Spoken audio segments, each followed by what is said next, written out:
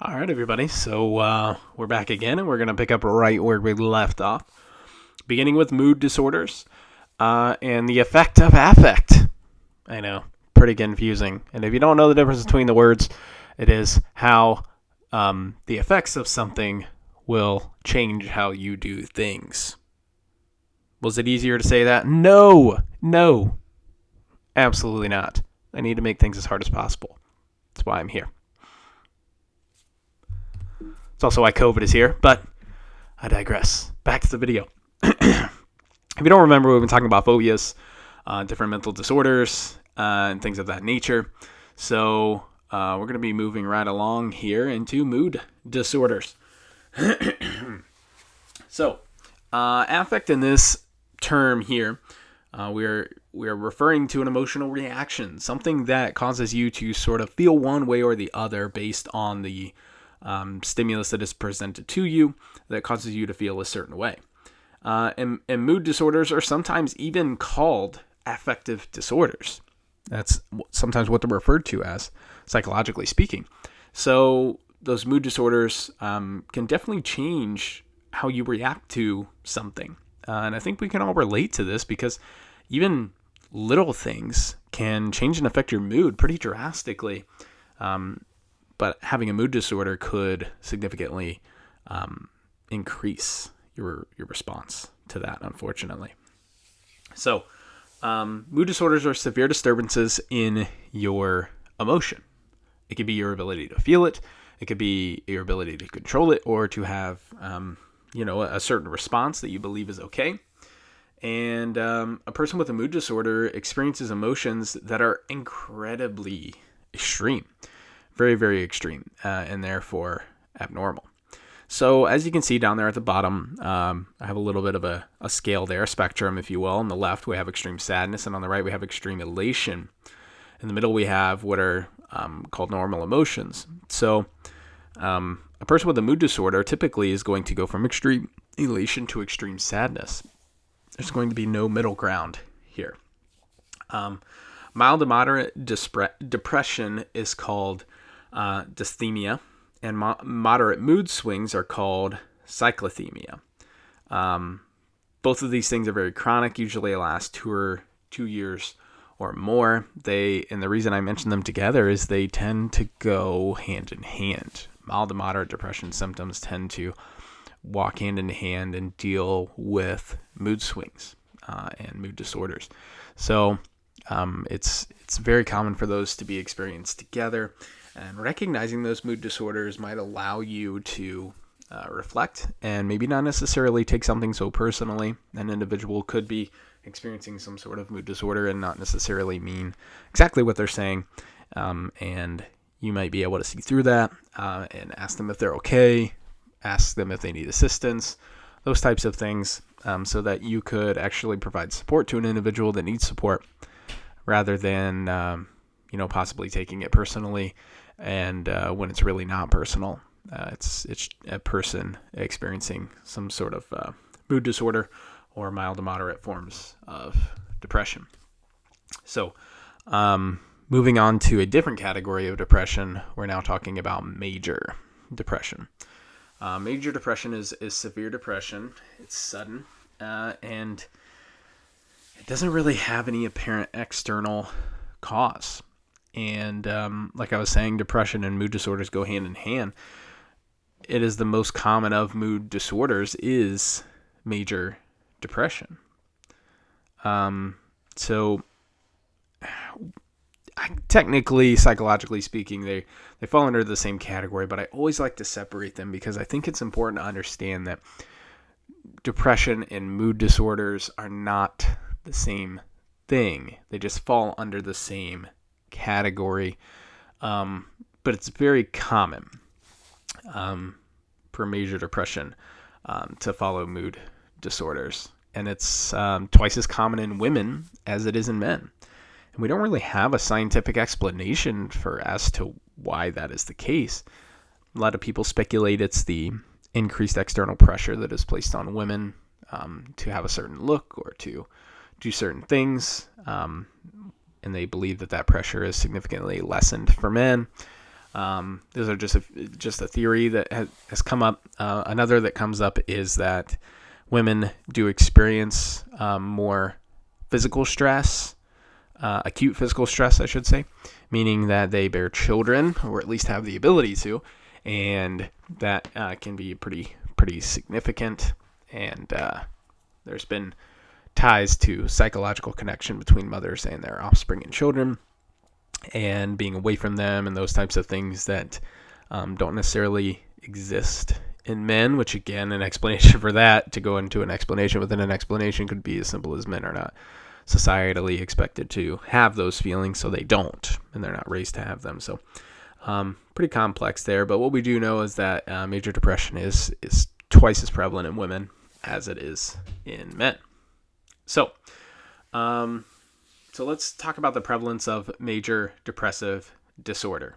Okay, so we're talking about the percent of population on the left and the age in which they felt those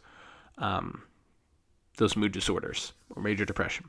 Okay, so as the most common mood disorder, major depressive disorder has seen an increasing diagnosis with each decade. So as you can see there, from 0 to about 4%, from 36 to 45, from around 0 to about 6%, maybe just under 6%, and 46 to 55.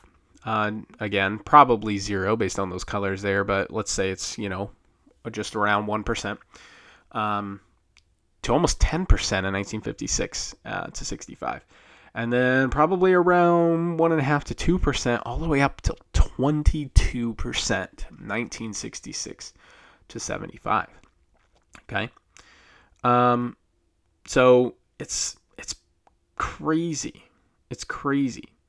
And the age of onset has dropped into the early teens, right? So those numbers are big, but I think the biggest thing there is if you look, we're talking at age 10, they're all pretty similar. Even at age 12, they're pretty similar. But what we start to see in the 66 to 75 category is that it jumps from 12 to 14. The same could be true for the 56 to 65 category in that it jumps from 14 to 16. But the 66 to 75 category just is jumping massively for each even year of age there. And it's peaking around 24. At least that's where this graph ends, because as we know, major depression can be something that plagues you for your life. And it's a very difficult thing to deal with. And definitely would encourage anybody having these feelings to speak to someone, a medical health professional. There's absolutely no shame in doing that. I've spoken to medical health professionals often to deal with things in my life, and it's helped tremendously, and I can't recommend it enough. So it's one of those things that we have to understand, that society is changing, and major depressive disorder is becoming more prevalent, and something we're doing is causing this, whether it's the constant on of the internet or social media or different societal expectations. And I think if you look back at these decades, you can find certain things between the 30s and early 50s to mid 50s. Nothing changed really societally, and then all of a sudden, between 56 and 75, we started having televisions and color televisions and those types of things that maybe allowed kids to see their idols in person, which maybe set some sort of expectation for them that they wanted to look or be like them, which can cause certain mood disorders. Again, I'm speculating. I don't know. I'm just speaking from what I think could possibly be the case here. But it is something that needs to be looked at as the change in society that caused the change in the reported cases and age of major depressive disorder here. So another pretty common one here is bipolar disorder. Okay, so we're talking severe mood swings between major depressive episodes and manic episodes, which are the opposite of depressive episodes, where there's total elation and nothing could bring them down. So manic simply means having the quality of excessive excitement, energy, or elation. So you are just incredibly pumped, and nothing can be said or done to change that. Just can't. because you have those feelings of elation, and it's something that you feel pretty good about and that you really enjoy. Sorry about that. So unlike mild and moderate mood disorders, there's usually no external cause for the extreme ups and downs in a bipolar person. We don't really have anything to, be upset about, or something that caused you to be upset, or something that caused you to be really happy. There's no real external stimulus. We're just talking about your mood changing so significantly without a stimulus to either severe depression or incredible elation. It's something that I think people might be able to relate to, either themselves or people they know, and it's definitely something that can be hard to deal with. All right, so if you see somebody with these symptoms, make sure that they are getting the help they need, or at least ask the question. Okay, so hopefully this video worked when I checked on it. So let's check and make sure it's working this time. There it is. So let's get this thing started here.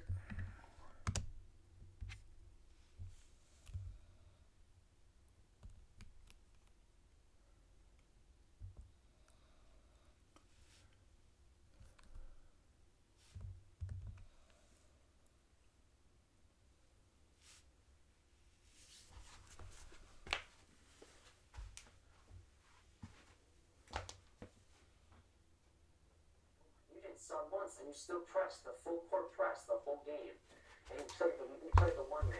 All right, I just realized the sound wasn't playing, so I will restart this for you, and we'll get the sound working.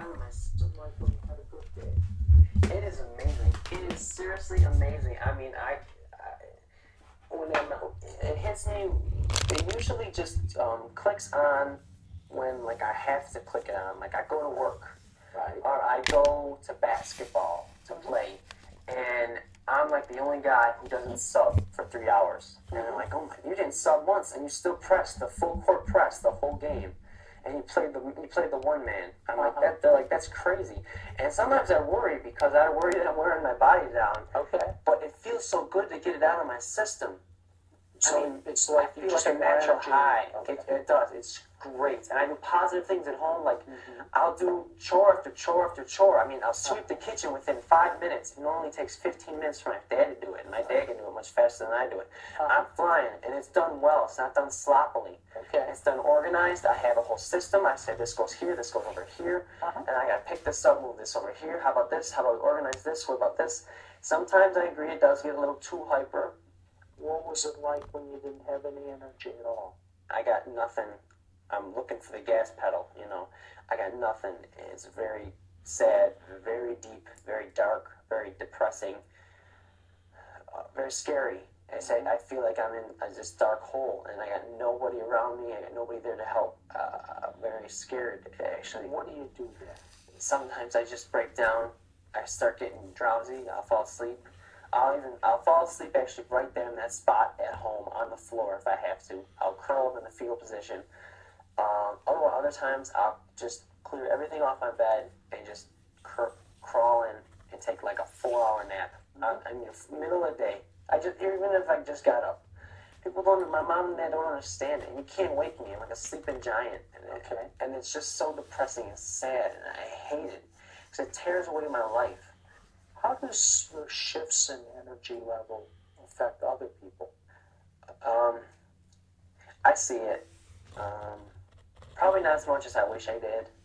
Okay. I wish I could see it more and catch it quicker and earlier before it becomes to the point where they start turning their heads, rolling their eyes, or walking away from me because I'm either too loud, too excited, or I'm speaking too fast, or I just get too overwhelmed with just anxiety. You don't feel this is the real you then? I wish you knew me now for the person I was before, because this isn't me. Don't know me now. Don't know me too well. Sometimes you can use your energy level effectively then. That's what I want to do. I said, listen, if this is what I am, I don't want to be too cliche, but that movie that just came out, Spider-Man, I mean, it's a curse, but it's a gift. You know, I mean, when I get the energy flying, I mean, point me in the right direction, and I'll start digging a tunnel. Then I'll beat anybody. You know, I'm like, you know, you name it. I'm like John Henry. I will beat that machine on the right day. Then Does again, energy sometimes get too much? I don't Does it get know. out of control? I'll wear myself out. I will go to the point where I will wear myself, or my heart will just explode or something. I mean, seriously. So when you're healthy, you can keep things under control. Yes, I'm managing it. Yes, I can say it's manageable. I'm not 100%. I can't be the person I used to be. Right. I can't get straight A's all the time anymore. But right now, with the help of you and the rest of our team, our crew, we're getting by. So there you have it. There's an example of somebody who is experiencing bipolar disorder, where they might have pretty extreme mood swings. And like he said, it can definitely be a blessing or a curse, because it gives an individual sort of a break from having certain depressing feelings. But they also know that it's not necessarily them. And it can be hard to deal with that and manage it, because it's sort of like living a lie. Even though you seem happy to everybody else, you might not be. And that's hard. That's hard to deal with. So what are some of the causes of mood disorders? So we've got 3 here. Behavioral. So this is where the link to depression could be made to learned helplessness. And this is what we talked about sort of with the dog example, when the dog would jump over the median there, and it would play a sound, and the dog would jump to the other to get away from the sound, and so on. And once the dog learned that there was no escape and that sound was going to play no matter what, the dog would just sit there and deal with the sound, because they did not see a path to escape. So they sort of learned that they are not good, or that it can't be escaped, and they're not going to do it. So some people think, I'm sad, I'm going to be sad, there's no reason to change being sad, so I'll just be sad. So that learned helplessness can be a big thing there. It's tough. It's tough to see. Cognitive. So cognitive cause is viewed more as the result of a distorted or illogical thinking. We talked about this too, but essentially like, if I try something new, I'll definitely fail and I'll be terrible at it. So why try it? I'm not good. Or if I do that, somebody is going to, going to do something crazy, which is going to cause somebody else to do something crazy, which will eventually result in somebody dying, and I can't be responsible for that. Like some complex string of illogical thought that isn't right, that isn't correct. And that one is tough, because being illogical doesn't allow you to use logical thought to help that person. So that one's a little tough. Biological explanations of mood disorders. They tend to look at things like serotonin, or norepinephrine, or dopamine, those systems in the brain, our endocrine system, our hormones, that type of thing. There's a lot of variation in those neurotransmitter levels, and it changes pretty significantly. Or even just your specific brain activity, whatever you're doing that causes you to have a certain feeling that you have. But genes and your ability to inherit certain things also play a part. It's also a thing that goes into you feeling those things. And I think it's been almost scientifically proven as an absolute fact that mood disorders are genetic and can be genetic. It doesn't mean that you have to deal with them and that you have to have them. You can certainly seek out help or assistance, and you can get that help or get that assistance from those individuals, and that's totally a reasonable thing. But it doesn't mean that it's not prevalent and it's not something you wouldn't have to deal with. You can certainly inherit mood disorders and those types of things. So those are the main 3 causes of mood disorders. Learned helplessness through behavior. Cognitive, meaning you have developed some sort of illogical thought about yourself or others. And biological, meaning you've probably inherited it, where your brain is chemically acting inappropriately. So, now we get to talk about what I think some of you have been waiting for the whole time, dissociative disorders or altered identities. So this is something where we're going to get a little deep here. It's going to get a little dense, so I'm not going to overwhelm you with material this week because of that. But first we're going to talk about what are the different types of dissociative disorders. So first of all, dissociative disorders are a break in your conscious awareness, or it can be your memory, or it can just be you not feeling like yourself. So you can either lose your total awareness, lose your memory, or lose your sense of identity. I would say probably the most controversial, I guess is the best way to put it, dissociative disorder is dissociative identity disorder, formerly known as multiple personality disorder. So in this disorder in particular, a person seems to experience at least two or more sort of distinct people or personalities within their one body. Usually there's something called a core personality.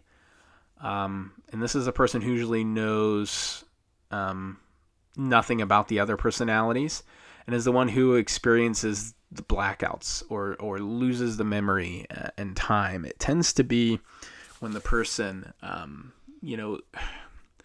when they're explaining to another person that I think something's wrong with me, I think something's going on, I can't remember, I'm losing awareness, those types of things. That tends to be the core personality, or who that person would be in the absence of dissociative identity disorder.